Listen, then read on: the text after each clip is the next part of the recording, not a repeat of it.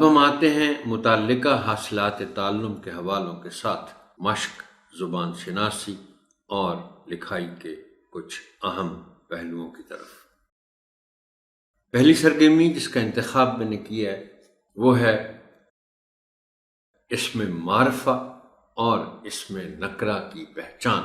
صفحہ نمبر 87 پر یہ سرگرمی ہے اور اس کا حاصل تعلم ہے کہ طلبہ اسم معرفہ اور اسم نکرہ کی پہچان کر سکیں۔ ویسے تو محترم ٹیچر یہ تیسری جماعت ہے اور اس کے بچے واقف ہیں یقیناً کہ اسم معرفہ اور اسم نکرہ میں فرق کیا ہے اور اس کی ان دونوں کی مثالیں کون کون سی ہیں، لیکن پھر بھی آپ دو کام ضرور کریں۔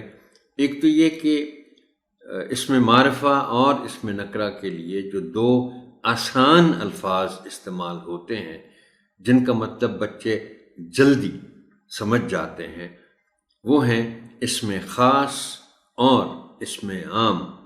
آپ اگر ان کو بتائیں گے کہ اسم معرفہ اسم خاص ہوتا ہے اور اسم نکرہ اسم عام ہوتا ہے، اور پھر جیسے کہ میں آپ سے کبھی کبھی گزارش کرتا رہتا ہوں کہ دیکھیے یہ دونوں گرامریں یعنی انگلش گرامر اور اردو گرامر وہ ساتھ ساتھ بچے پڑھ رہے ہیں، تو آپ جہاں ضرورت محسوس کریں اردو گرامر کی اصطلاحات کو آپ انگریزی گرامر کی اصطلاحات کے ساتھ آپ ضرور جوڑیں، ان کو ریلیٹ کریں ان کے ساتھ، تو ان کی سمجھ بہتر آ جائے گا۔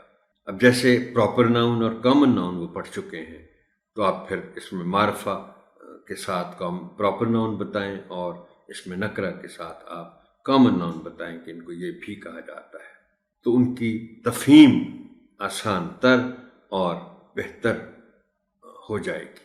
اس کے بعد ہے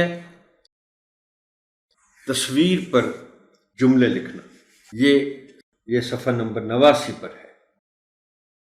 اب اس کا حاصل تعلم ہے کہ طلبہ کسی منظر کی تصویر پر کم از کم 10 جملے درست املا کے ساتھ تحریر کر سکیں۔ جملے لکھوانے سے پہلے طلبہ سے تصویر پر گفتگو کریں۔ اب دیکھیں یہ عید مل رہے ہیں لوگ، تو آپ جب اس کے مختلف پہلوؤں پر روشنی ڈالیں گے اور بچوں کے ساتھ اس تصویر کے بارے میں گفتگو کریں گے تو پھر جب جملے لکھنے کا وقت آئے گا تو بچوں کے لیے ذرا آسان ہو جائے گا کہ وہ جو گفتگو آپ نے ان کے ساتھ کی ہے اس میں سے کچھ نکات وہ اخذ کریں اور پھر جملے لکھیں۔ یہ سیشن یہاں تک ہی محترم ٹیچر، آپ کی سماعت کا شکریہ۔ اللہ حافظ و ناصر۔